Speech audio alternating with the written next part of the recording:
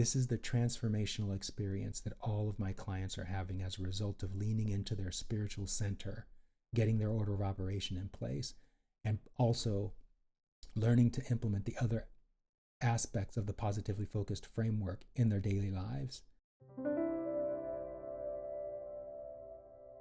Welcome to Worthiness Wednesday.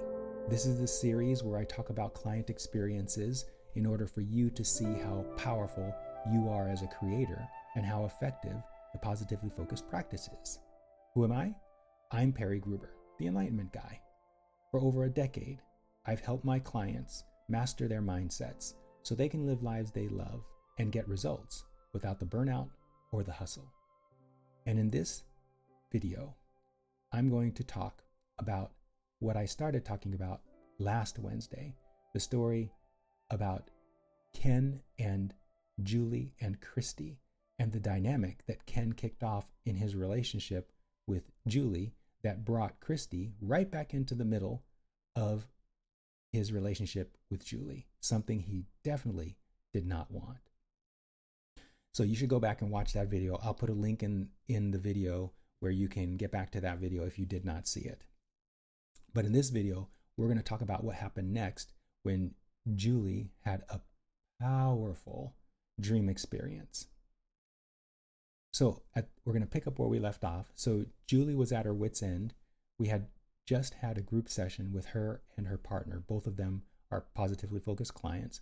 And Ken decided he was going to create a better version of his ex-wife and knock off talking about the negative experiences, the contrasting experiences that Ken experienced at the hands of the angel in his life that was his ex-wife. Meanwhile, Julie, hearing those stories, had vowed to never be like Christy, but the universe doesn't hear negation. So the word never, it's like it's as though she had never used that word never. And so the universe heard when she said, I will never be like Christy, what the universe heard was, I want to be like Christy. And that's what happened. She started to worry about what Ken was thinking about how she was developing this business. At the same time, she had made that not so empowering vow. She also had her order of operation out of whack. Now, I said I was going to do a different video in the 101 series of this channel describing what the order of operation is, but I'm going to give it to you right now in a shortened format so that you can understand what's going on here. So the order of operation is it describes the top 3 relationships, the top 3 priorities in terms of relationships you must maintain in life in order to enjoy relationship with the universe such that everything that you want flows to you easily. The order of operation, the 3 priority relationships are, number 1, your relationship with your broader perspective. That is the most important relationship in your experience. The second most important relationship in your experience is the relationship that you have with your emotions. And the reason why that's important, we don't have time to get into it in this series, is because your emotions tell you how well you're doing with the first relationship, your relationship between you and your broader perspective. So those are relationship priorities number 1 and 2. Number 1 is the relationship with your broader perspective. Number 2 is your relationship with your emotions. The third relationship that's most important, more important than any other relationship other than the first 2 I just talked about, is your relationship with yourself. Now, clients get confused about what that third relationship looks like and means, and I'm not going to go into it now because it's too much to go into in a Worthiness Wednesday episode. I'll do it in a 101 episode. But these are the top 3 relationships that you have to maintain in your life in order to have the magical unfolding of the charmed life that I talk about with clients in the positively focused practice. Every other relationship, that's relationships with your family, relationships with your parents, relationships with your loved one, relationships with your children, relationships with your employer, relationships with that girl you're sleeping with or that boy you're sleeping with, relationships with your dog, relationships with your banker, relationships with anyone. All those other relationships come after these first three. If you don't have those in place as the first three priorities in your life, then you're going to be in trouble with regard to living the charmed life. Ultimately, you're not going to be able to live the charmed life because you're putting other people's desires and other people's opinions ahead of your own. So that's what Julie had done up to this point. And as a result of that, her business was kind of going crazy, and she was going crazy inside a crazy going business.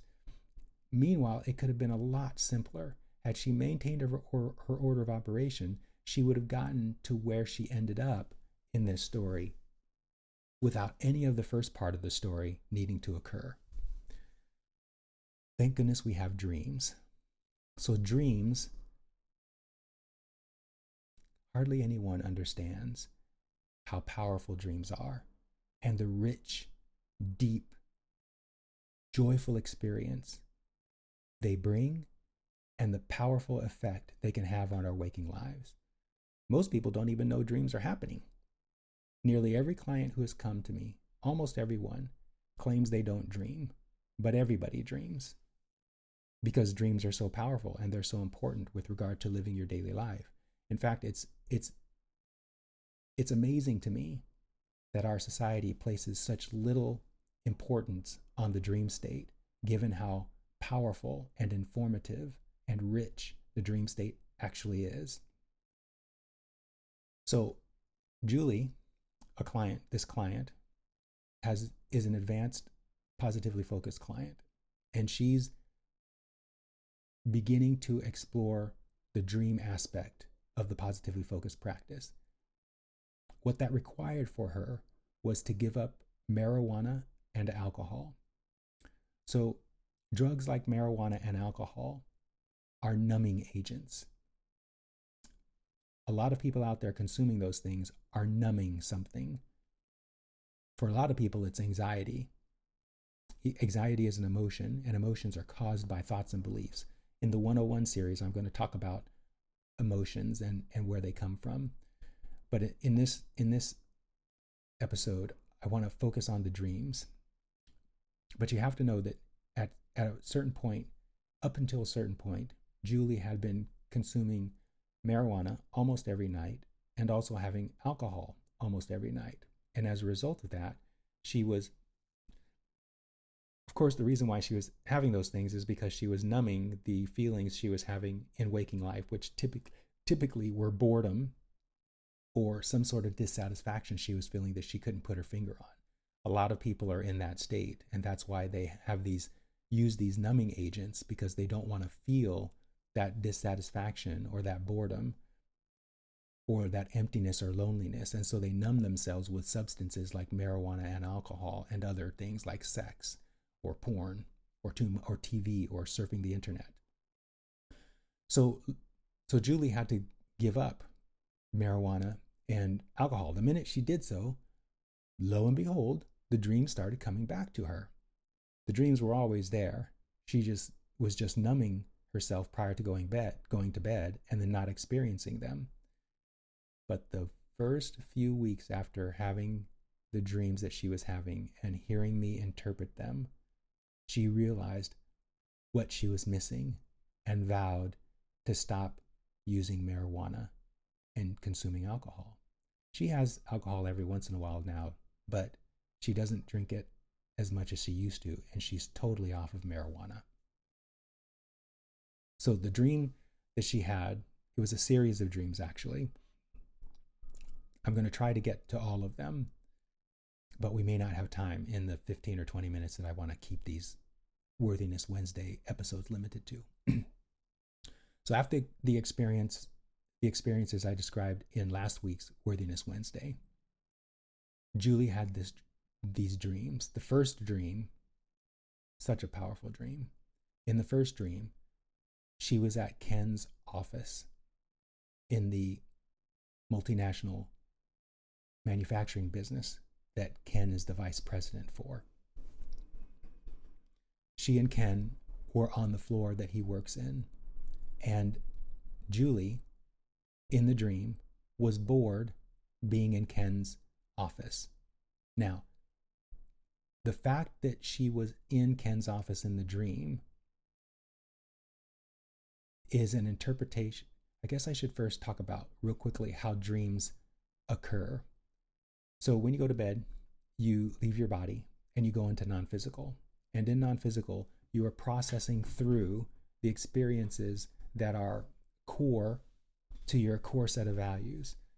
So you're moving through the dream experience in order to process the core values that you're both expressing in physical reality that humans are aware of, but also in all the dimensions that you exist elsewhere. And so you're constantly going from wake state into dream state. Let me use a prop to help here. So you're constantly going from wake state, you're having these experiences, into dream state. And in dream state, you're soothing resistance. And then you come out back into wake state and you come out with a fresh start. But if you don't know what's happening down here in the dream state, you tend to repeat what you soothed down here in the dream state. So you end up going in a circle where you're coming into the dream state and you're soothing resistance on subjects that are important to you, but then you come back into wake state not knowing what happened down here, and you just re-amplify what you did yesterday in the wake state, and then you have to do the same thing. You have to soothe it over again in the dream state. So that's what's happening in the dream state. When you come out of the dream state, because you don't take your brain with you, because you're out of your body, so you've left your brain behind.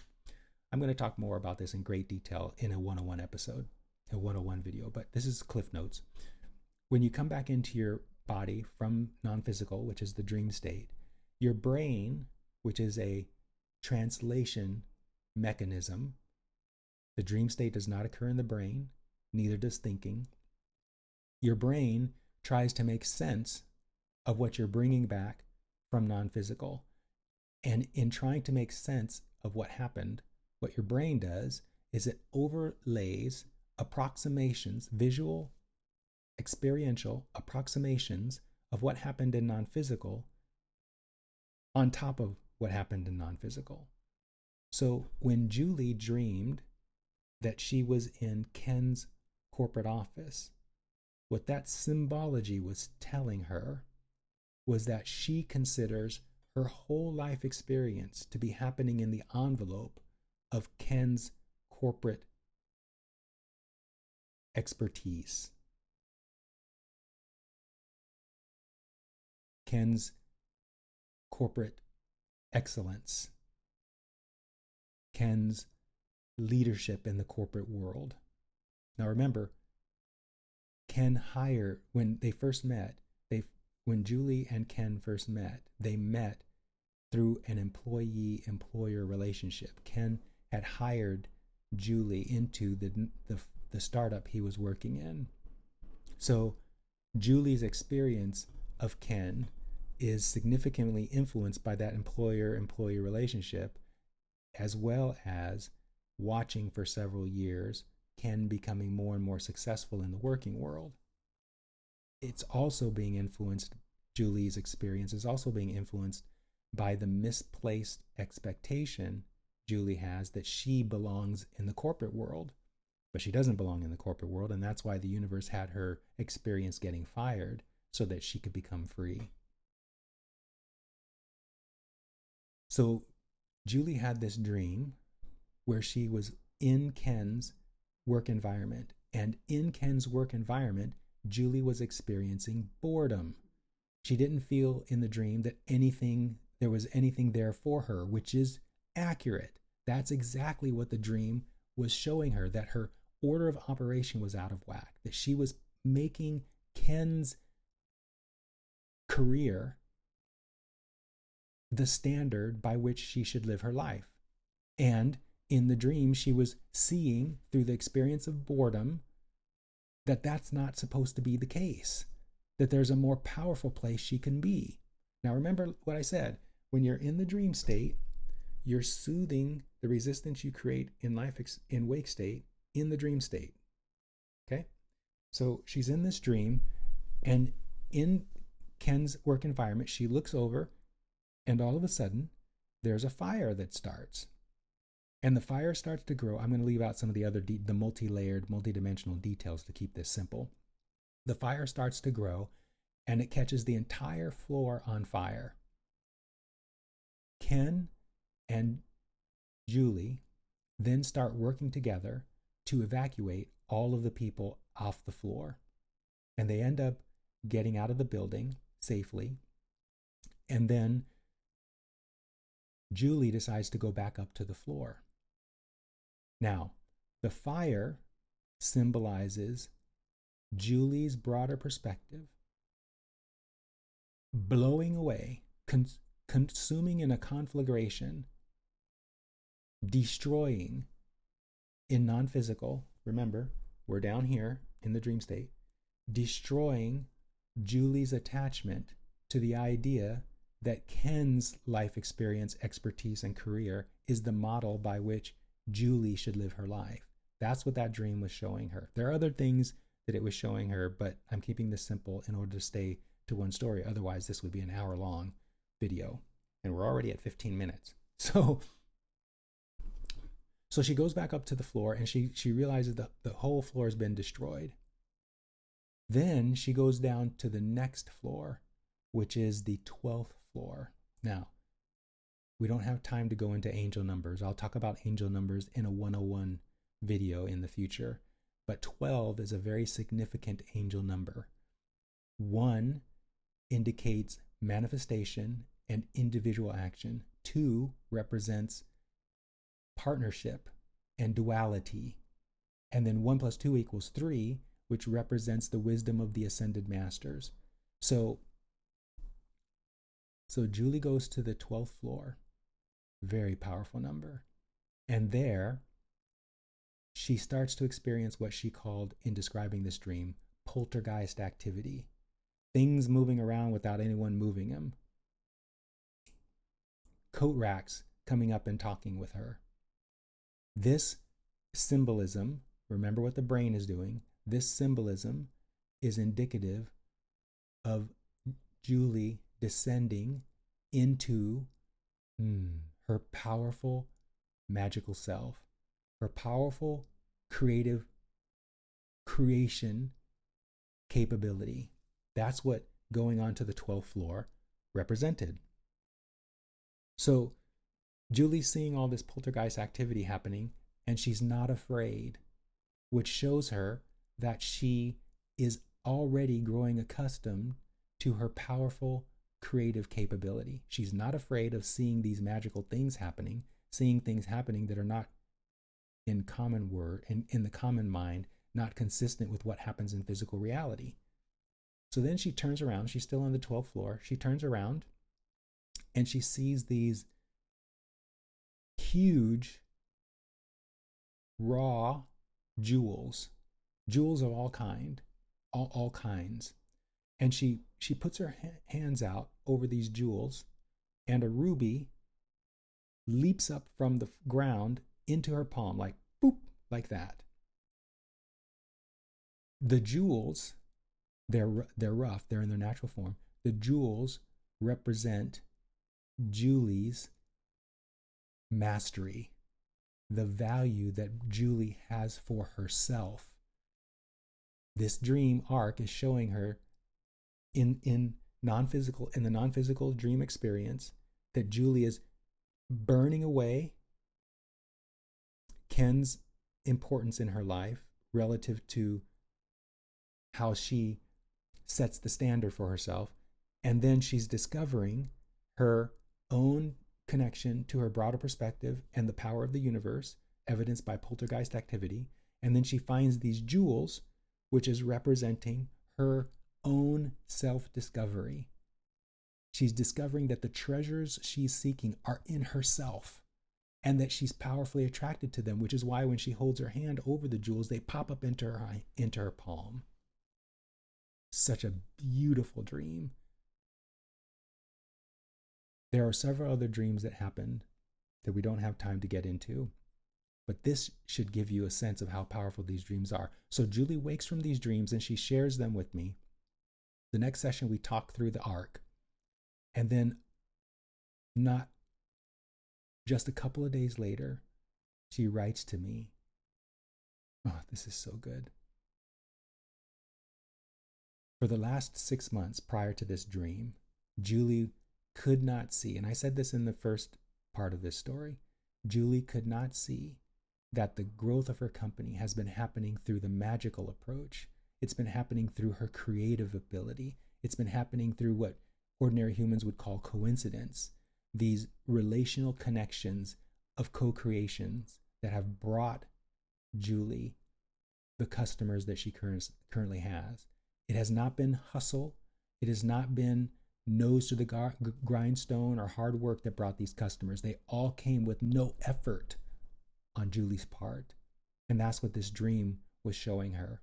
And so not a few days after having that dream experience, remember there's more than just that dream, I'm being brief here, Julie says to me something she had not been able to see in the 6 months of starting her business. She said, I can see now how these customers, these 4 customers, have come through alignment, through attraction, not through my hard work.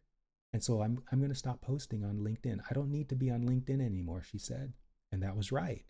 She doesn't have to be on social media to attract her customers because none of her customers came through social media. None of them came from being online. So this represented a powerful transition for Julie, from moving from trying to build her business the way Ken does it to building her business the way she came here to do it, through alignment. And as she does this, it gives Ken the opportunity to expand into a more powerful way that he can live in his experience, because it's a co-creation. Ultimately, Ken wants to have a startup in aerospace technology. And he's moving through, as a client, he's moving through the practice in order to expand into that dream, which was once just a dream, something he didn't think was really possible, but now he's leaning in the direction of it. So, what am I saying here? This is the transformational experience that all of my clients are having as a result of leaning into their spiritual center, getting their order of operation in place, and also learning to implement the other aspects of the positively focused framework in their daily lives. There's not a single client who is not getting something as powerful as Julie and Ken are getting. And the most satisfying thing they're both getting, aside from the powerful manifestations, aside from a growing business, aside from promotions at the multinational that Ken is enjoying, aside from that, they're getting a great relationship. One of the things that Julie really wanted when she first became a client was to see Ken become a client. And that's what's happened. And it didn't happen because Julie was cajoling Ken to becoming a client. It happened because Ken saw the transformation happening in Julie and wanted some of that. That's how a lot of my clients come. They come as a result of seeing a loved one transform right before their eyes. You can have that experience too.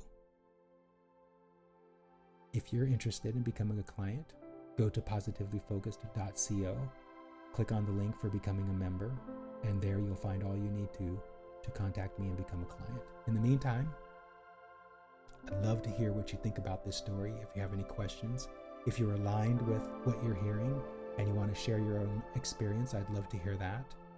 Maybe I'll create a Worthiness Wednesday sharing your experience. In either case, see you in the comments or see you in the next episode.